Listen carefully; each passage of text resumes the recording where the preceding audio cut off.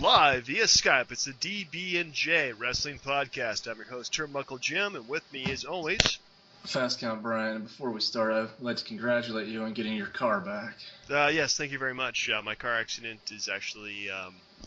it's getting behind me right now. Getting behind me. I'm actually feeling a lot better, too. Even though tonight we're going to be doing our top 5 collisions in professional wrestling. I wish we could cue the Mankind music, or Mick Foley, like the... Yeah. Yeah. Or maybe like the Razor Ramon, which I... Oh, yeah. Yeah, he also had the tires squealing and stuff, and then, that was cool. Well, if our production budget actually gets more competent, then we'll go ahead and try out some of those. But you ready to talk some wrestling? Yeah, I know we got an action-packed show, but I think you wanted to mention a little bit about the NXT TakeOver. Oh my goodness, did you watch TakeOver? I watched the bits and pieces of it. I'll say my thought for the main event until after you say what you were going to say about it. Well, I thought the main event did start out pretty slow for my taste. It was just kind of like back and forth, heels on top, faces on top. But once they started getting going and just kind of like mixed up the various guys, and everybody had their moments in the match. It was Adrian Neville, champion. Was his name Zayn? Yeah, Sami Zayn. Sami Zayn. Who is now my new favorite wrestler. Tyson Kidd, the hell. He's been around forever. And Tyler Breeze. He's popular for, I don't know why. That's the selfies, man. You gotta take plenty of selfies, alright? Yeah. But yeah, I really liked the main event. I mean, it actually felt like a really good, it was actually a really good wrestling match. And you know what? It's probably gonna be my top 5 list for the year so far. Yeah, I mean... I'll tell you this: if it wasn't for the NXT title, all these guys would be competing for the Cruiserweight Championship. True. Nobody was under over 200 pounds. I mean, or barely over 200 pounds. It was pretty small feuds. But I really could see them going to WWE, and yeah, they're probably not going to be like heavyweight champion, at least not off the start. But they put on good matches, and that's what people want to see is people as wrestlers having good matches, and having a good personality behind it too will not hurt. So yeah, we'll see how they develop. And if NXT wants to keep on doing good shows like that, then I'm all for it. I agree. One thing that we're neglecting we're kind of overlooking is I don't know their names, but Ascension. Yeah, those dudes are freaking awesome, and I saw them on main event against the Los Matadores, but there's no way that they're gonna lose after 340 something days as champs if they're not going to the main roster. It doesn't make sense. Yeah, I think they definitely need more tag teams in the main roster, and Ascension does look freaking really good right now. So yeah, totally for you there, buddy. But you know what doesn't look good? Last night's Raw. Oh my God, last night's Raw. Man, I even when I first turned on wrestling, I'm like, you know what? I'm not looking forward to watching this Raw. And top to bottom, there was maybe 1 or 2 good spots for me. Let's go with you first, Brian. What did you like about Raw? First, let me start with that. Man, that's tough. Well, Roman Reigns versus Seth Rollins was good, but they're gonna do another match again this Sunday. So what the hell? Yeah, that's why I didn't say anything about it.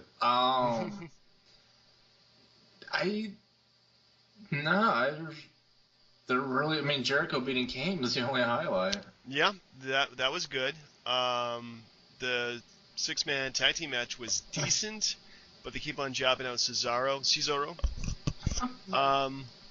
Okay, real thing. I know why Kane wears the mask. That widow's peak of his he's like the Eddie Monster with that thing. Yeah, he does look like freaking corporate Kane. Here's your TPS reports and going home to the missus and the kids, and yeah, the mask definitely helps him out. He needs to put a hat on or something ridiculous. But Fedora Kane. Yeah. But was there anything that you liked that not really. What about Cena holding Heyman hostage? I have mixed feelings about that. On one hand, it's kind of cool that he's doing something a little bit more different, less wholesome. The other hand, yeah, just it's getting freaking old. And I did like the brawl between him and Brock Lesnar. I think that definitely hypes up the main event, makes me more excited to see it. But overall, it wasn't very well done. No. One thought I did have though, which I think that the WWE really needs to do at this point, and everyone makes the argument that turning John Cena heel is going to be terrible for the kids, right? The kids are going to go insane. They're just going to hate him because he's done all those Make-A-Wish things and all that. But do you remember back in '96, right? Well, are we taking a time machine to WCW, perhaps? We're taking it's a way back machine. 18 years. Oh my God, it's been that long. 18 years to WCW, and Hulk Hogan turning at that point. I mean, granted, he would not been the big name to all the little kids and all that stuff at that point, because all the little kids are now teenagers and couldn't stand the guy. But when Hogan turned heel, didn't you feel really betrayed? A little bit. To keep in mind, like, I had a period where I wasn't watching it, and then when I came back, he was in NWA. I'm like, what the hell? He's a bad guy. He's cheating using spray cans. Like, it was a little disturbing. It was surreal, right? Yeah. But I think seeing John Cena turning heel would make the kids turn into wrestling even more, because John Cena betrayed them personally, and they want to see his comeuppance. Yeah. And so, go ahead. Like, okay, how about? And they almost should have done it with Bray Wyatt, or how they did with Bo Dallas, how he brought out the person that Jack Swagger failed as this whole Real American thing. Maybe they do it where like Cena or somebody brings out a bunch of kids who grew up and had a crap ton of legal problems, and they said, I tried your hustle, loyalty, and respect and rising above hate, and it didn't work. You failed. You're a horrible hero and a role model. But no, just have him turn heel and make him a Paul Heyman guy. Like, wouldn't that just kill the fans? The fans would be so pissed off they would turn in every single night to watch wrestling. I mean, I think that's just genius at this point. I don't know. I kind of think if they cleaned house entirely with the Authority and Cena was Triple H's go-to guy, I think that would have, to me, be a little better. Yeah. Because you'd have so many possibilities. I mean, Kane would be gone, but you'd have an instant face in Seth Rollins, who the fans would want to cheer for. And then you'd have Randy Orton, who would be a boring face, but he'd still be a face nonetheless. Yeah. But having Triple H work for the man, I mean, Cena I think would be pretty good too. Yeah. Well, we'll see. I mean, I think definitely they definitely need to change up the whole situation in between the Authority and John Cena. I mean, it'd be perfect timing for him. Look, his girlfriend's already heel anyway. Yeah. And having him being like the top guy in the company as the villain that everyone wants to chase. Yeah, why not at this point? So anyway, this may be a debate which will be completely moot next week because it probably will already have happened or not have happened. So. Well, what would be fun like that is like if he does join up with the Authority, have like just a bunch of videos of like him and Nikki like going on like couples dates with Stephanie and Triple H and just annoying the crap of everybody. No, make it about the wrestling, man. It's got to be about the wrestling. None of this crappy couples date stuff. I know, but like it would drive people nuts. They're like, why are they wasting my time with this? I hate Cena that much more. Well, anyway, so moving on. What would you grade Raw? An F-. F-. Wow, I would give it a D+. Only because it gave me hope that the next week's Raw is going to be much better. Well, here's a funny thing. I don't know if you picked up on this. So when Great Khali smashed Heyman's phone? Yeah. He dropped it. Did you know that when he dropped it, Heyman kept trying to kick the phone away because the display screen was still there? It's a fake phone. It was ridiculous. Like, Khali would just not get the drift that the phone was fake and everyone knew it. Like, but super quick, and I know we're trying to wrap this up, but what were your thoughts about their blatant attempt to try to steal away Monday Night Football fans with Cena and Lesnar? On the flip side, giving you Rusev and Mark Henry in the main event. Oh God, that the ending there was just a terrible way to end the show.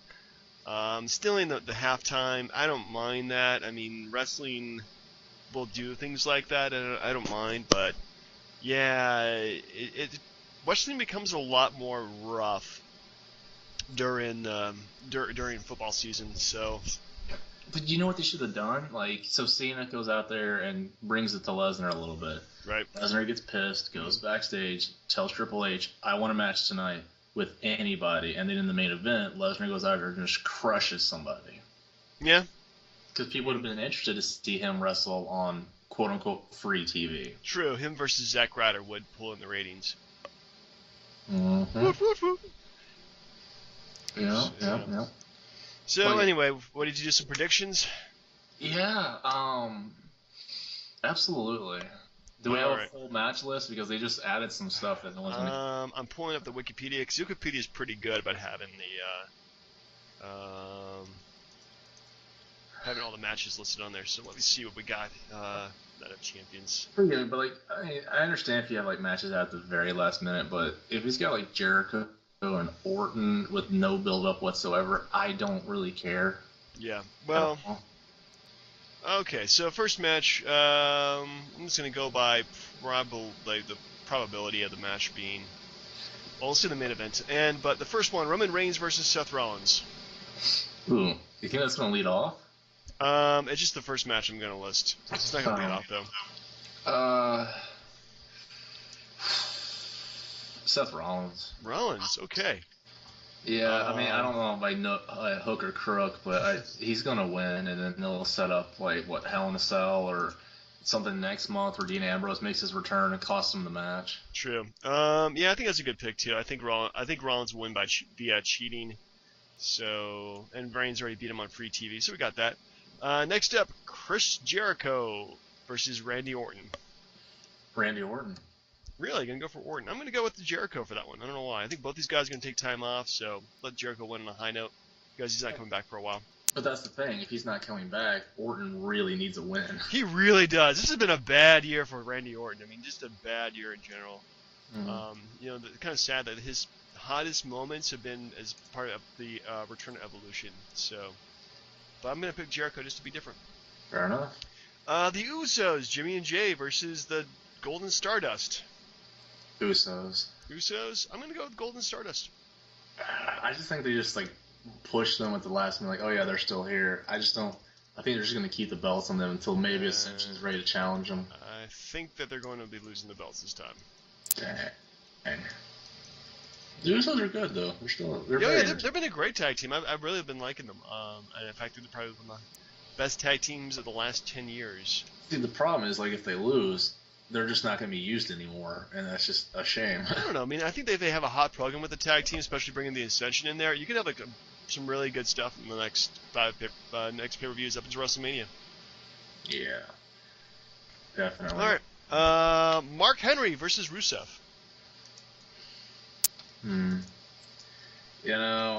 There's a lot of tricky things here, but you know what? Just Rusev again. Yeah. I see there's no other explanation. I mean, Mark Henry, unfortunately, is just another name to be beaten by the Bulgarian Beast, yada, yada, yada. So we have Paige versus AJ Lee versus Nikki Bella. Oh, quick thought.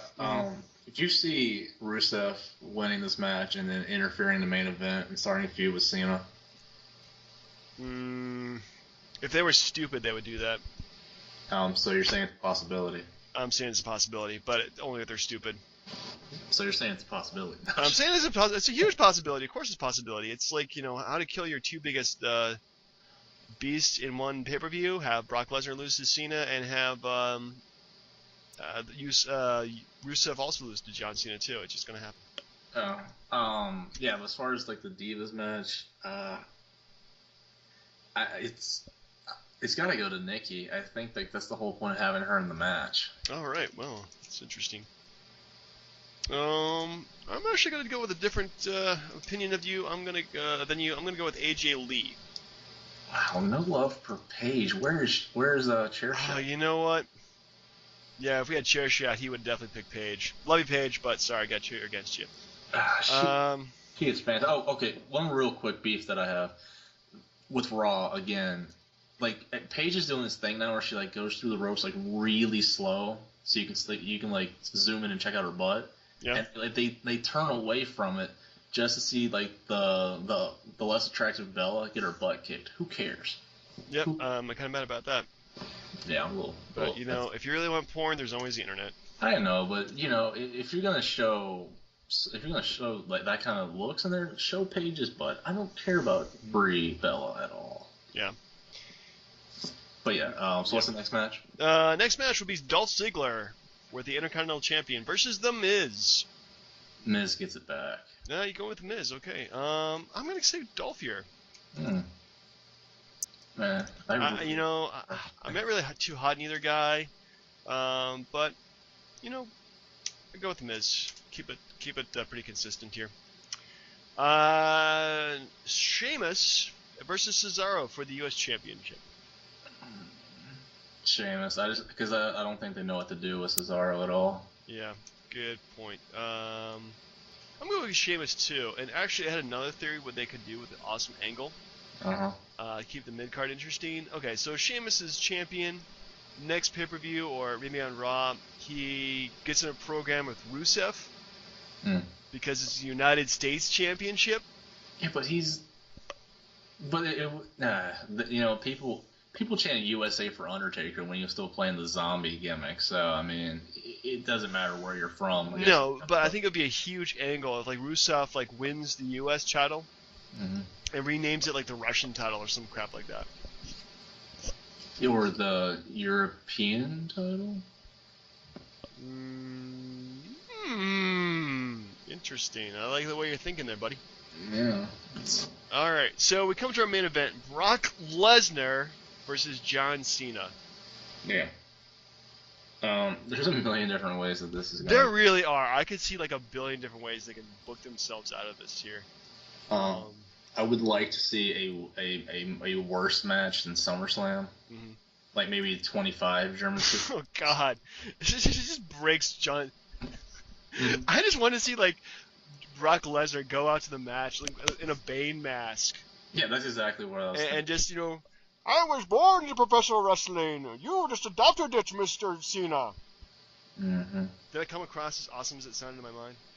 It was pretty decent. I thought you were going for more Ra's al Ghul, but yeah. No, I'm going straight up like no.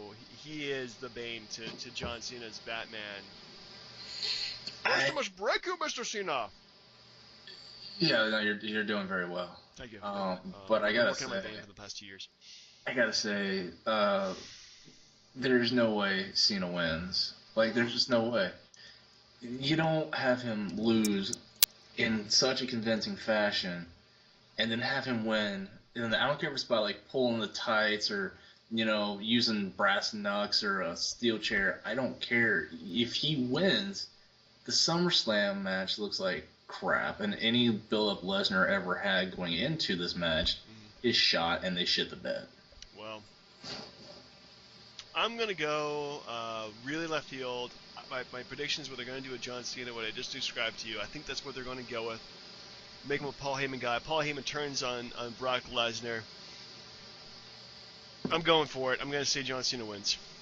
No. I mean, it'd be interesting, but then it's just a rehash. Because if you remember when Lesnar first came in and and then Heyman turned on Lesnar for Big Show, and then Big Show was the first person to beat Lesnar.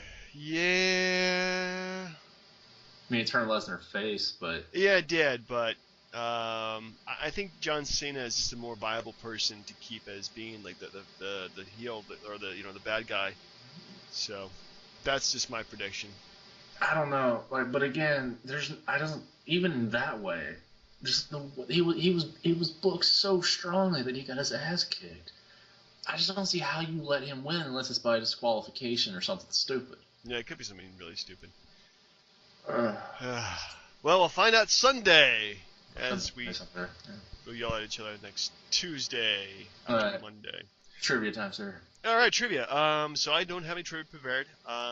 What trivia questions do you have for me? I have a few, but I'm gonna start you off with one that I think is probably an easy one. Okay.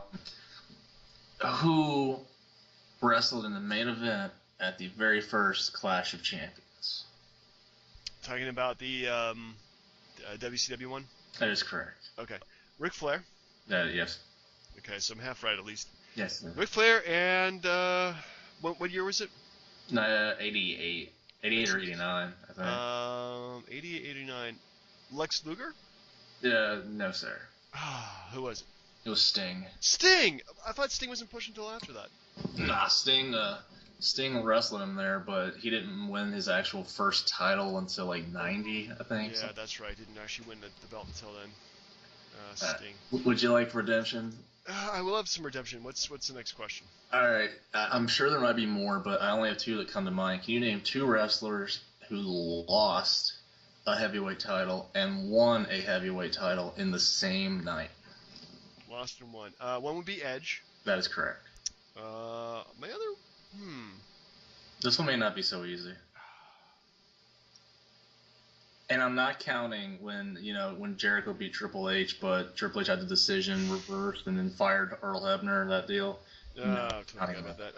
Let's see here. Can you give me a context when this happened? I think it's probably between 2000 and now, right? No, it would be a WCW. Oh, WCW. It was during the Nitro days. I think it's probably. I think I can probably pin down the time frame. I'm gonna go with Macho Man. No. It was DDP.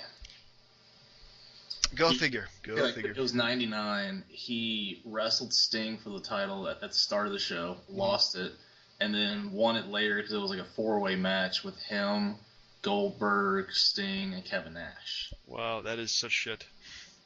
Yes, but DDP is the only guy besides Edge who won and lost a championship in the same night. Yeah, they really were not respecting the belts back then, were they? No. I mean, Edge is the only one who went from the WWE title to the World Heavyweight title, but Page won and lost his championship back in the same night. So there you go. Yeah. All right. Yes. Next, didn't you have some more trivia prepared for me? I do, but I figured we'll save it till after WrestleMania. All right, WrestleMania 14 with our retrospective of the Attitude Era. We finally got to I would say the meat of it at this point, right? I suppose I still don't think it really kicked off until after this pay-per-view. Yeah, I mean, this is pretty much, but it does feel like the start of it, though, right? I mean, you got to go with me there, right? A little bit. Some of the matches I don't think deserve to be WrestleMania matches. Oh. Well, let's go through down the card and kind of give our take on each match. Fair enough. So we start out with WrestleMania 14 from Boston, Massachusetts. Mm-hmm. Tag Team Battle Royal starts us off with the winners being LOD 2000. This lasted like a whole week, right? What are you talking about? LOD 2000? LOD 2000.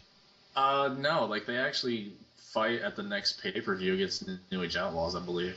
That's right, they did have a bit of a run, but they lost Sunny soon. Now Sunny looks so good. Oh yeah, that was fantastic. She looked phenomenal. I think Sable had her outshine though at this point. Yeah, Sable was becoming everybody's darling, and Sunny had a lot of personal problems. But anyway, I don't know. I think this is okay kind of battle royal to start out WrestleMania. It got everybody involved. It wasn't well. I mean, it was lackluster. I'll give it that. Yeah, I mean, because you kind of know who was going to win because they were the last ones that had their music played. The crowd was hyped for them, and the announcers just went nuts. Yeah, everybody was pretty excited. I mean, the crowd definitely was very good that night, so I gotta give them that. Next up, Taka Michinoku, the light heavyweight champion, defeated Aguila straight out the streets of Mexico, because literally that's where Vince McMahon's finding these luchadors to fight Taka at this point. I swear, every one of them looked like Juventud Guerrera to me. I think there's actually like a whole city of Juventud Guerreras at this point. But for a quick match, I liked it. I liked their styles mesh as well, but I didn't feel like WWF at this point. Yeah, again, that's the thing. Like this, and for me, I mean, WrestleMania should always be, and they got better around it with later years. But every match should be important and mean something. I don't really think that this had that. No, I think they were. Well, WrestleMania was just like one show out of 4 or 5, or in this case, actually a monthly event, it did feel like, I mean, I feel like every match except for this one and the one before it really didn't, meant something. But yeah, this didn't feel like it meant anything at all. No, not at all. What was that? That was English. Sorry, I agree with you.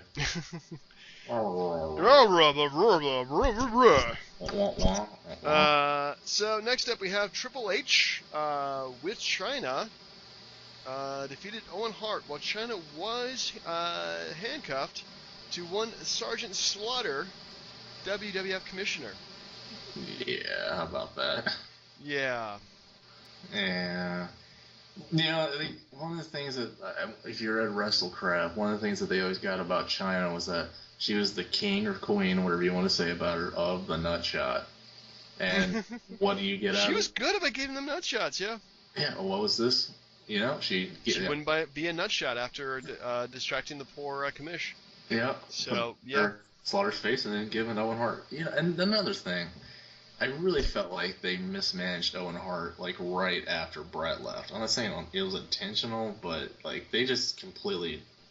I hate using the same words more than once, but they shit the bed with Owen Hart, too. Yeah, they didn't take advantage of the whole controversy.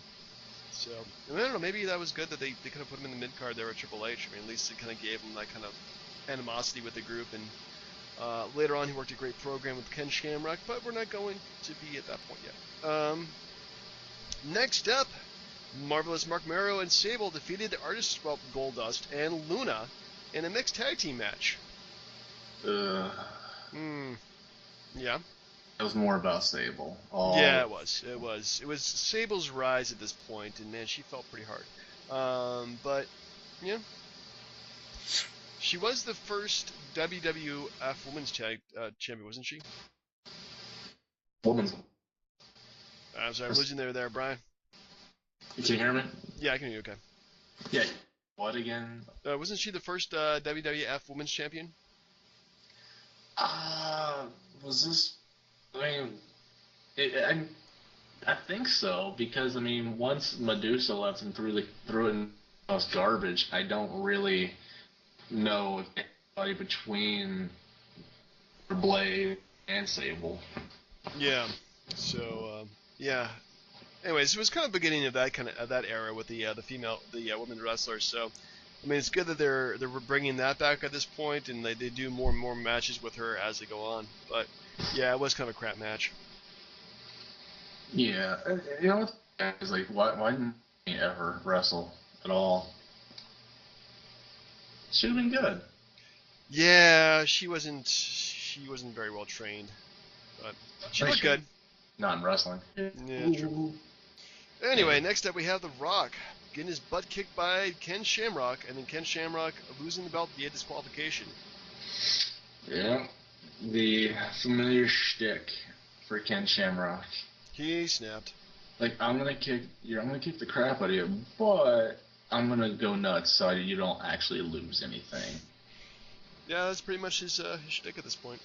I don't really know what that accomplished, because I mean, I thought the whole point was to work looked good, and I don't know if getting beat by Shamrock and winning on really does him any favor.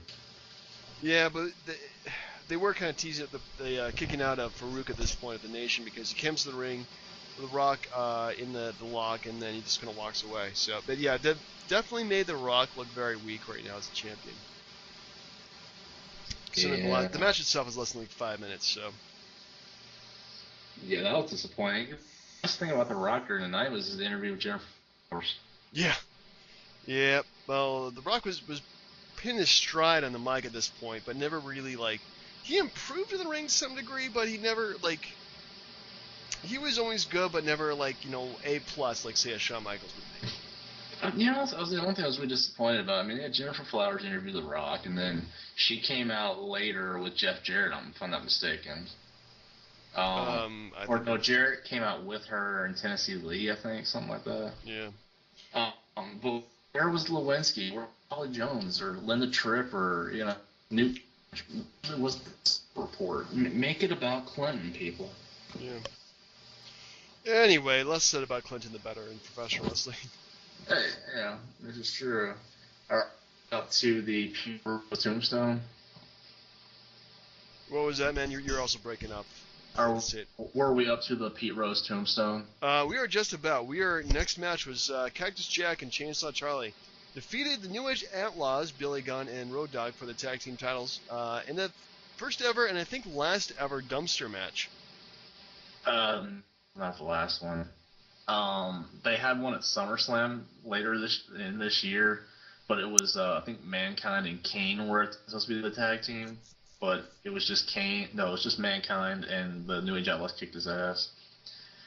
Anyway, no, it was decent because Kane comes up out of the dumpster at the end of the match and just starts beating the crap out of Foley. It's not bad. Well, anyway, so back to this match though. I think it was okay. Definitely not the best Mick Foley match, but they had some pretty good spots in it. I think, especially when Billy Gunn and Mick Foley fall into the dumpster from the ladder. Yeah. But yeah, it was pretty much just garbage wrestling at this point. Yeah, I mean, not exactly your catch can, as they kept trying to say. Yeah, catch can, folks. It wasn't exactly your 5-star, It's a slobber knocker. I swear to goodness, this barbecue comes from Oklahoma, and so does this man's fist. Okay, yeah. Oh, Hovey. Oh, wrong Oklahoma. Oh, man, don't bring that up, man. That's just not cool. We should just forget about certain parts of professional wrestling. And anything Vince Russo did in WCW should be included. But he made Booker T heavyweight champ. It's G.I. Bro. No, he was Booker T. Yeah, whatever. Anyway, so speaking of wrestle crap, we have the Pete Rose getting tombstone by Kane for the first time in 5 times, 6 times. I think it was a 2 or 3 year run there. Yeah, he had a pretty consistent run of getting his butt kicked by Kane. Anyway, followed by The Undertaker versus Kane. The Undertaker, of course, winning after giving 3 tombstone pile drivers to Kane.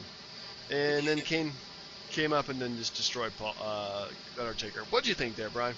I honestly, this is the best match Kane's ever had.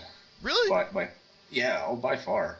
I think just because it was the height of his initial momentum before they started making him crazy in the whole mental asylum thing, and then using that voice box, and and then Katie Vick, again, we should have forgot that too. But the point is, this was the height of his popularity. I think. You know what? You're right. This is the best Kane match of all time. What am I talking about?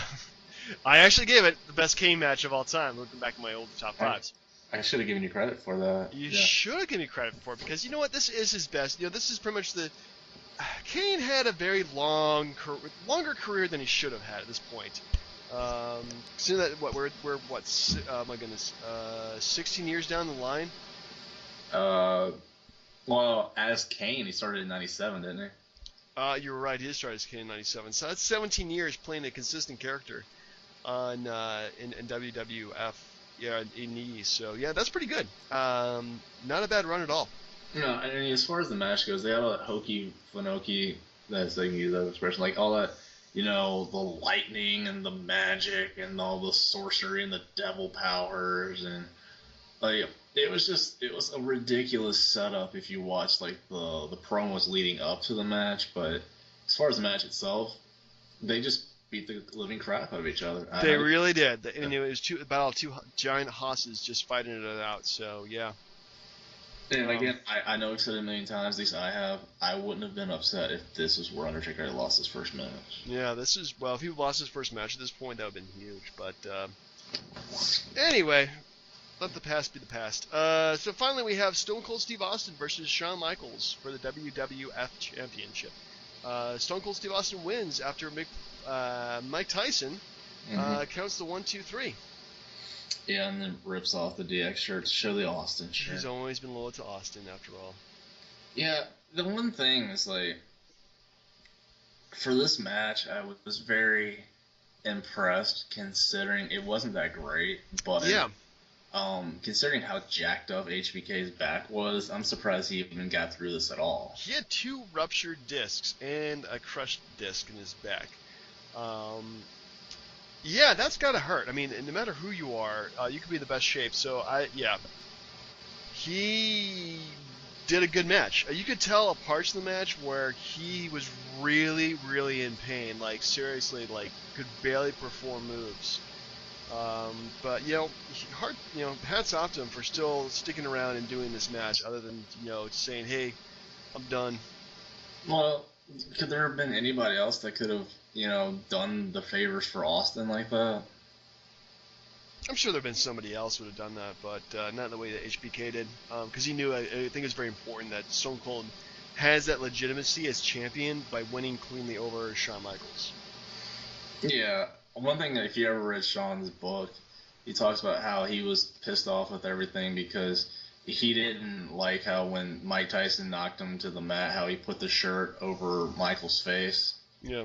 And started just doing the suck it chants to him and all that. But I mean, like I said, if he was healthy, it would have been a hell of a lot better match. But I mean, the whole point was that winner, health or whatever it was, he was going to lose to Austin because it was Austin's time. It really was. This is really the change in the guard right here with Austin winning the belt for the first time. And at this point, yeah, with him winning the title, it definitely became the Attitude Era as we know it. So. Yeah, one thing that got me is Vince was smart about this because he waited for Austin to win the title because if he didn't like how Austin was a non-traditional wrestler, why didn't he go after HBK and DX? Yeah. But he picked the right spot. Definitely picked the right spot. This was the catalyst for kicking Nitro's ass. It really was, and this really, right afterwards, this what really got me watching Raw over Nitro, was seeing what crap Stone Cold Steve Austin's gonna do next. So yeah, this is pretty much my slow phase of watching Raw live and taping Nitro. Mm-hmm. Especially, I think it was 2 weeks after this, Stone Cold was going to wrestle Vince McMahon. They hyped that up. Yeah, I think it was a week or two after that. It's the one hand tied behind his back kind of deal. Yeah, and they were just hyping it up, and then out comes Dude Love, and the fans were pissed. But yeah, it was really good television, and I can't remember Nitro what they were doing at that point. It's just. Nitro was, if I'm not mistaken, Savage and Hogan were fighting each other again. Maybe again for the umpteenth time since 1988, so that's 10 years ago. Yeah, this was right when they had taken the wind out of Sting's sails, and then they just had, I think, Savage lose the belt back to Hogan. He probably did. Anyway, so not numerical grade, but letter grade, what would you give WrestleMania 14? I give it a B. Just for Undertaker, Kane, and Triple H, Owen Hart. I think those two were the best matches of the night. Agreed. I'm gonna go with actually. I'm gonna go with a B. There wasn't really anything bad about WrestleMania 14 except maybe Mark Mero Sable match. The Battle Royal to begin with was kind of crappy. Though Sunny looked great. Mm-hmm. The main event. If these guys have been healthier, even Stone Cold Steve Austin was still recovering from his back or neck injury too. So I think solid B is probably the best way to describe it. Not good, but not great. Well, it's good, but not great. Well, did the DX band factor into your rating? The DX band actually needed more practice, I thought. Yeah, they were a little rough. Yeah, they were a little rough around the edges. So we go with solid B's for WrestleMania 14. Mm-hmm. Probably one of the better pay-per-views that we watched. Yeah, definitely. It's getting better. Yeah, it really is. Especially when they know what they want to do in terms of the product. Mm-hmm. And it's going to get lots sleazier. Oh yeah. Can't wait. Cannot wait, sir. Anyway, you got some more trivia for me before we go to our top 5 list? Yeah, these ones will probably be really easy for you, but we'll figure this out. All right. I'm going to give you 5 names, and you tell me who was not one of the 4 horsemen. Okay. We have Mike Rotundo. Mm-hmm. We have Brian Pillman. Mm-hmm. We have Lex Luger. Mm-hmm. Sting. Yep. And Paul Roma. Oh, easy. It's Mike Rotundo. There. That was very good. Yeah, he was a member of the Varsity Club, though, wasn't he? Yeah, at the time, yeah. Yeah, I never watched WCW that well. You should have. Pretty much anything before 96 I haven't watched. You should have. You could have one of those plastic WCW figures where the arms never move. They just vibrated at each other because they're so. Oh no, it wasn't even that. It was just horrible. He did nothing. Wow. I had a Hogan one where, yeah, he didn't move, but you pushed a button under his armpit and he went, yeah. All right, and here's another easier. Action figure. I get two more. Here, how about this? Who is the only wrestler/personality to sue Vince McMahon and win and get his job back? Dang. All right, let's see here. That's gonna be kind of hard. Sued Vince McMahon, won, and got his job back. Yep. Wow. If you need any hints, I'll provide at least one. Yeah. Can you throw me at least one bone there? What would you like?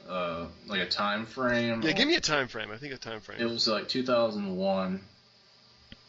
Oh. 2001. Let's see here. That would have been around the invasion angle. Let's see here. But he came back. Yeah, this person was fired, sued Vince, won the lawsuit, and then came back that same year. Wow. Oh man, that's hard.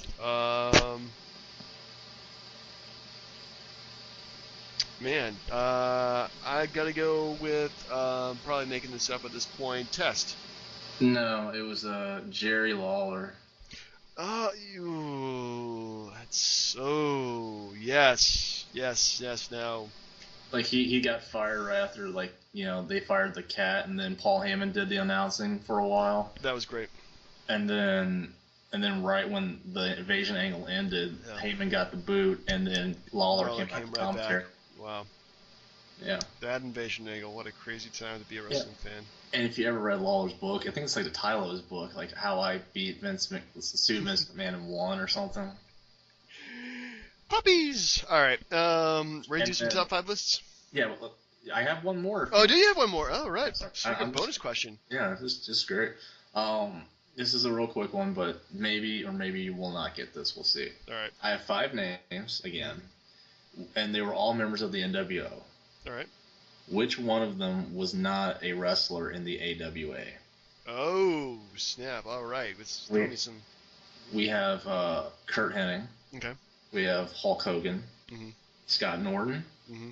Ted DiBiase. Mm-hmm. Or Scott Hall. I'm going to go with Ted DiBiase. It was actually Scott Norton. So. This is Scott Norton. That was my second choice, really, because Ted DiBiase was in the AWA at some point, huh?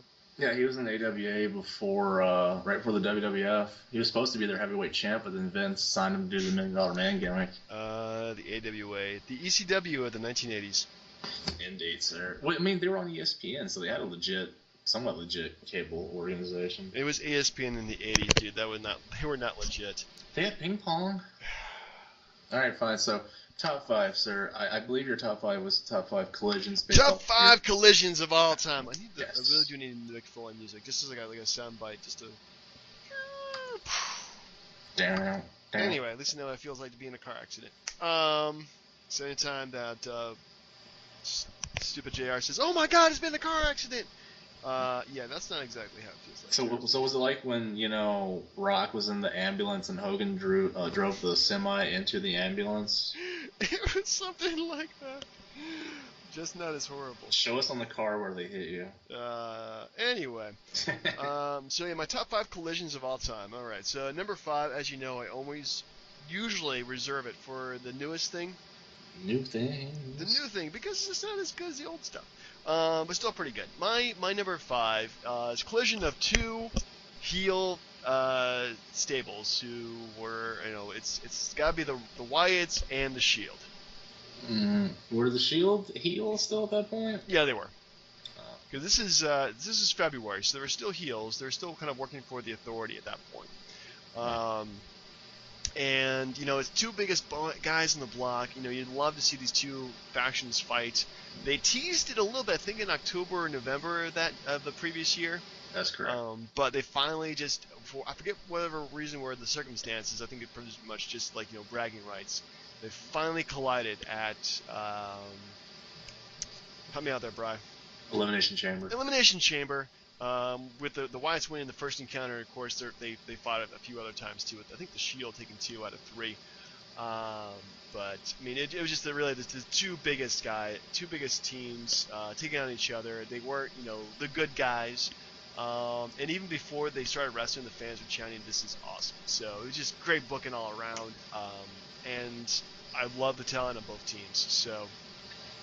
But how about where are they now? I mean, look at how things went since February. Well, for the Shield guys, they've all pretty much done pretty well for themselves. Rollins won Money in the Bank. Ambrose is as hot as ever. When he comes back, that's going to be huge. And Reigns is in the middle of a big singles push. The Wyatts, not so much. They didn't win any belts. Bray Wyatt can barely beat Chris Jericho in a ladder match. He's not even scheduled, I think, to be on the card next week, is he? No, not that I'm aware. Unless he fights Big Show at the last second. Yeah, that's going to be a big blow to my entertainment. But yeah, they really haven't been giving him the consistent push that they really need to. So. Yeah, well, that's a very good choice there. Yeah, and it's one that we've used on a lot of lists because it's that damn good. Yeah, that's been on several lists, in fact. Yeah, that was a very good choice there. Indeed. So your number 5 Triple H match? I'm sorry for giving you those.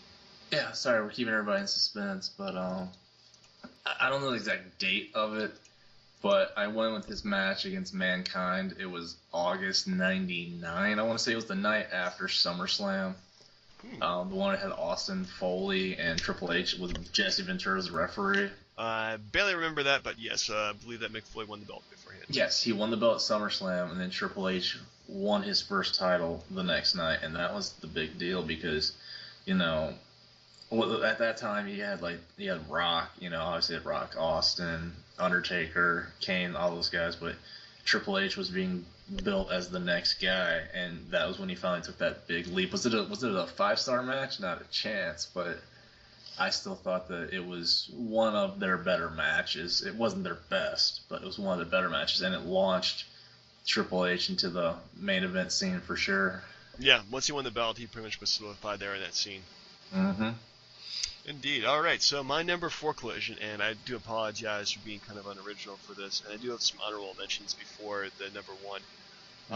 By number 4 is Hulk Hogan versus Bill Goldberg. I'm sorry. Go ahead, please. No, I feel bad for doing that, but that build-up was so very, very last second. It was like a Thunder on a Thursday, and then they wrestled 4 days later on Nitro. And okay, yeah, I understand that the build-up itself was kind of quick in terms of that, but you got a feeling that Goldberg's momentum was just rising and rising and rising. Eventually, he had to take on the biggest guy in the yard, and the champion being Hulk Hogan at the time. And yeah, I mean, it was more like Hulk Hogan would eventually take him on, but it's just a matter of when. And when it finally did, that was pretty huge. Well, see, what I wish they would have done, revisionist history, of course, is, honestly, they had Hogan and Robin going against DDP and Malone at Bash at the Beach, but God. You keep the belt on Hogan instead of him having to wrestle Kurt Hennig for the title, which no one took that seriously. No. And then you wait till the next month, build up Goldberg fighting Hogan on a pay-per-view, get some pay-per-view buys, and at the same time, you avoid Hogan and Bischoff fighting DDP and Jay Leno. That was the greatest match of all time. Yeah, it's Jay Leno, Hogan selling for Leno. God, you gotta love it. You do. Anyway, so what was your number 4 Triple H match? I went with the 2002 Royal Rumble. Because he'd just come back from his Achilles. I think it was he tore he messed up his knee. He tore it up pretty bad. He was gone for 8 months. He missed the entire Invasion angle. He did, which is good for his career. Yeah, but I would have been a little curious which side he would have been on at that point. WWF. Anyway. Yeah, but the momentum he had when he came back, and I know they did a kind of thing earlier where Austin cleared the ring and then Bret Hart came out and the crowd went nuts.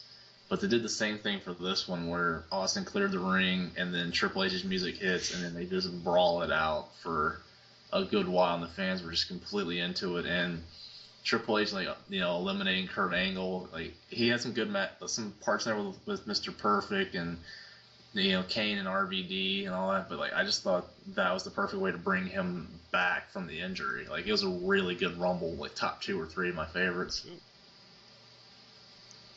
It's a pretty big. In terms of star power, it had. Yeah, in terms of star power, yeah. I mean, it had like the second or third biggest amount of pure main event talent in one Rumble match itself. All right. Well, that's very, very true. 2002 was a very loaded year in terms of talent. Yeah. So my number 3 collision, and again, forgive me for being repetitive here, but number 3 is Hulk Hogan versus Sting. Ooh. Yeah, that definitely qualifies. Yeah, I mean, it was definitely a whole solid year of build-up between Sting, who hadn't wrestled a match since, like, what, War Games 96? Something like that, yeah. So, for all of 97, for the most part, who dropped down to the ring, beat the crap out of the NWO. People kind of forget that the NWO really jobbed out to Sting at this point, but he beat the crap out of them. Oh, it helped that they had 15 members. It did. They had 15 guys.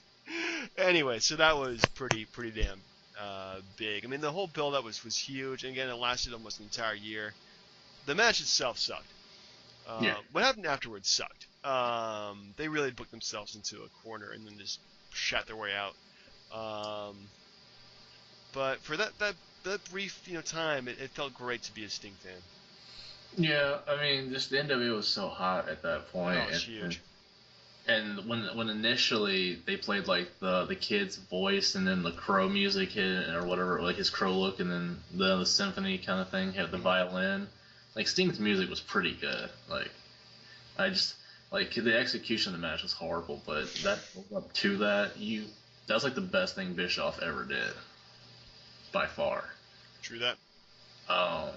Just wish they hadn't fucked up the main event. I don't know if that was Hogan's fault or if that was really just Nick Patrick, having a brain fart, but I think it was Hogan's fault. Anyway, yeah. So what was your number 3 Triple H match? I feel like I'm being very consistent, or I'm not really thinking outside the box too terribly much, but I'm kidding. I'm saving that speech for another match I'm using later. This one was 2004. It was Royal Rumble. It was like a last man standing match between Triple H and Shawn Michaels. Like they had a pretty good feud going on at the time, and I think this is when Triple H is at his hottest point with the World Heavyweight title, and I think he had just gotten it back from Goldberg like the month before, and that last man standing match was outstanding. I'm not a fan of either guy, but I gotta tell you, like that was a really good match, and the fact that like both guys didn't get up for the 10 count, and it's ended up setting up the main event with Benoit for WrestleMania 20. I'm sorry, who? The guy that murdered his family. Oh yeah, that guy. Yeah. But his build up to the match was great too. But I just thought that match was like the best one that they've had, with the exception of the SummerSlam 2002 where Michaels came back from the 4 years off. Yeah. Okay, so my number 2 collision of all time. Yes. Hulk Hogan versus the Ultimate Warrior. Oh. So yeah, I went Hogan, but this is how I remember them. But are you taking your top 5 list into a nosedive? I'm taking the places unknown. Hulk Hogan. But I mean, this is champion versus champion, first time they've ever did it, and Ultimate Warrior had some huge momentum building up from the past couple of years, only losing like one match, and that was to Rick Rude. And yeah, I mean, this is what the Ultimate Showdown or what they called it. I mean, it definitely felt like this is the biggest match of all time. Indeed, tear on that cockpit door. Hulk Hogan. That's like the best promo he ever had. No joke. Like the pilot had already determined his fate, and that he was just gonna crash the plane, so Hogan died and didn't make it to WrestleMania 6. I mean, come on. Man. No, remember this a lot better than I do, unfortunately. It was well, I mean, I've seen the Warrior trashing DVD like a few times, but it was the honest to God best match Warrior ever had. I don't think he ever wrestled any other match with anyone else that was as hyped up that delivered as that one. Yeah, I think this is pretty much like the best match they did. They the last good match either one of them did. I was about to say they only had 2 matches, and we're not talking about. No, we're not talking about that. They never wrestled again. Yeah, maybe same Warrior time, same. Warrior. Nope. They never. He never showed up again. All right, fair enough. Let the man rest in peace, okay? What's this OWN shirt? Dang, I want my money back. No, I'm kidding. I would never buy an OWN shirt. It's like buying an LWO shirt. I would buy an LWO shirt. I saw some kids wearing that. Of course, they're Hispanic. Yeah, you would buy a Latino World Order shirt? I might actually do that. I wonder if I can still buy one. Anyway, say you're number 2 at Triple H.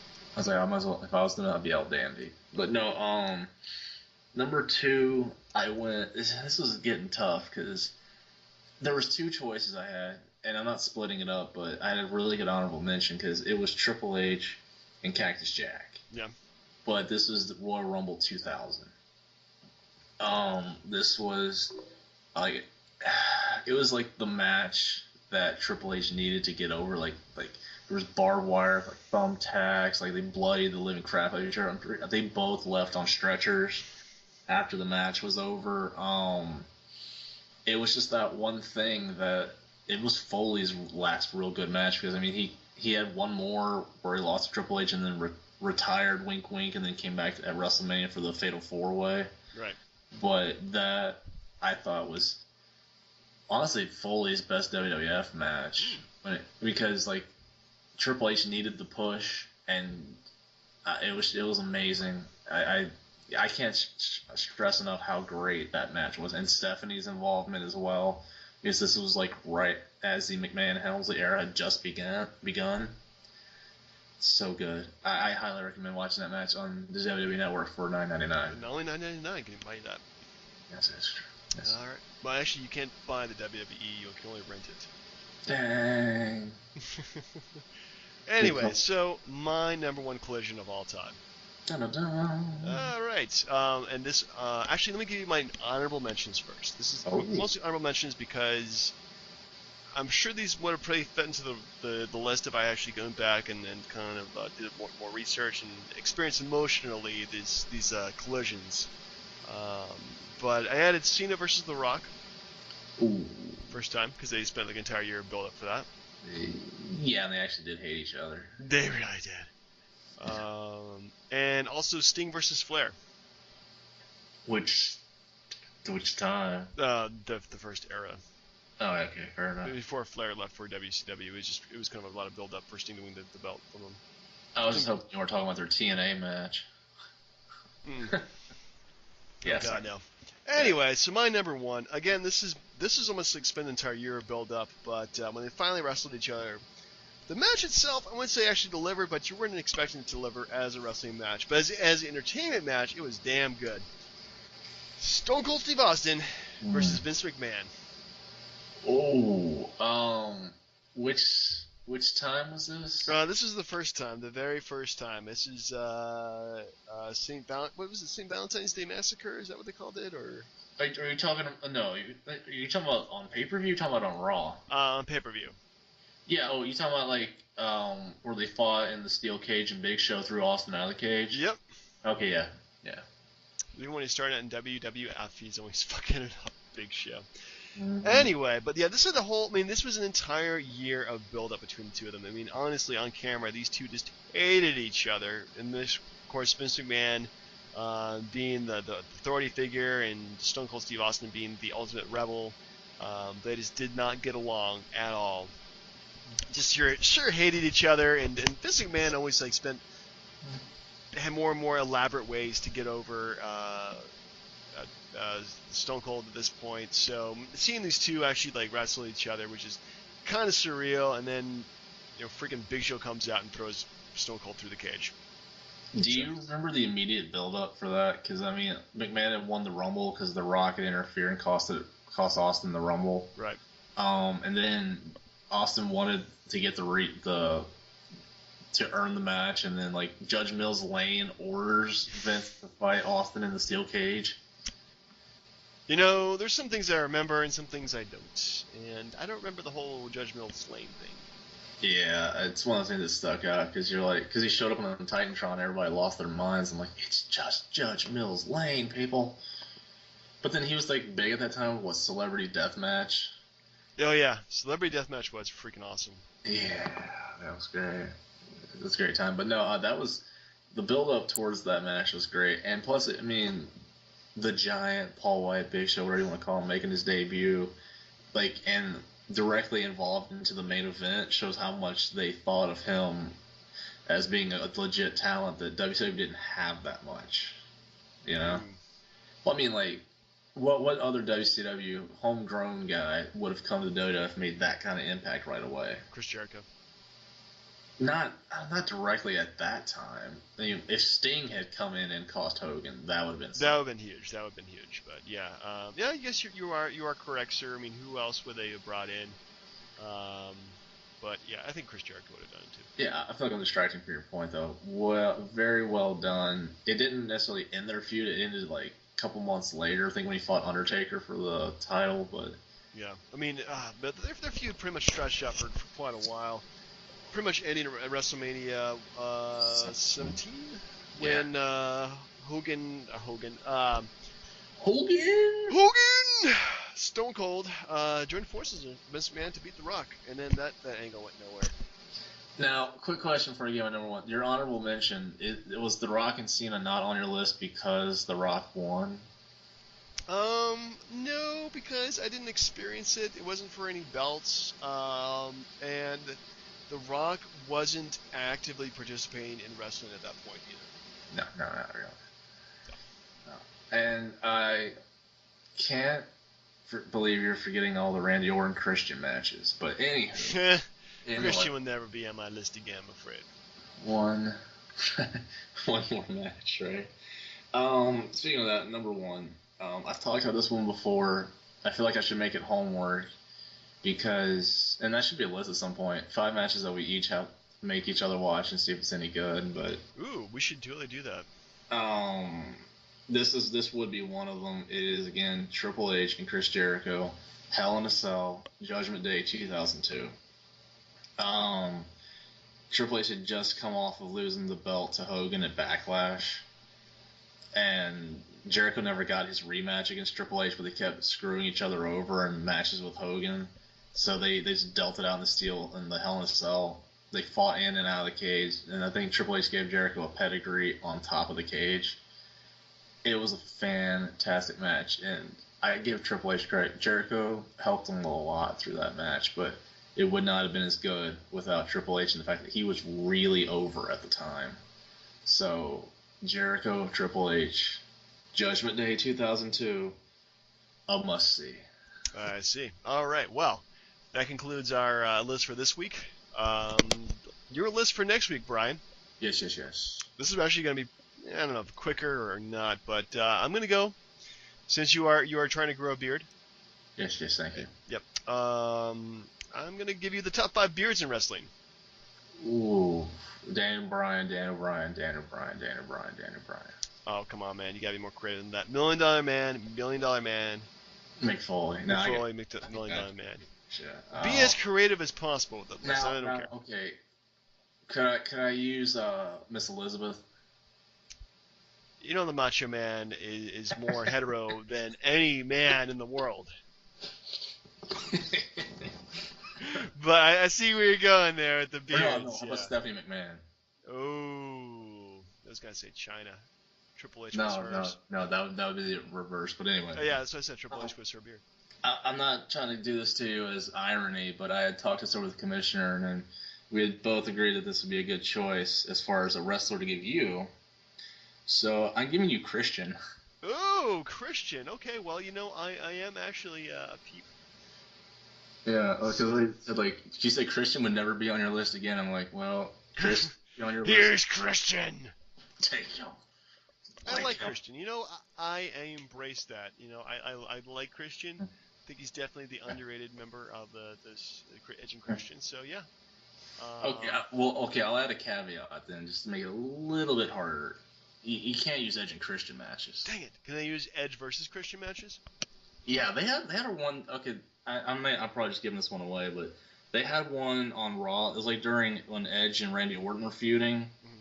and Orton, no, Edge came out waiting for Orton to pick his guy, and Christian showed up and they wrestled for like 25 minutes. It was fantastic. It was like 2010. The funny part was after the match, Orton shows up on the Titantron and says, "I don't know why Christian showed up. I didn't pick him." And then like Khali just comes out and just demolishes Edge. It was fantastic. That does sound fantastic, sir. It was great. But yes, Christian for next week. Christian. All right. Well, keep that in mind, Christian.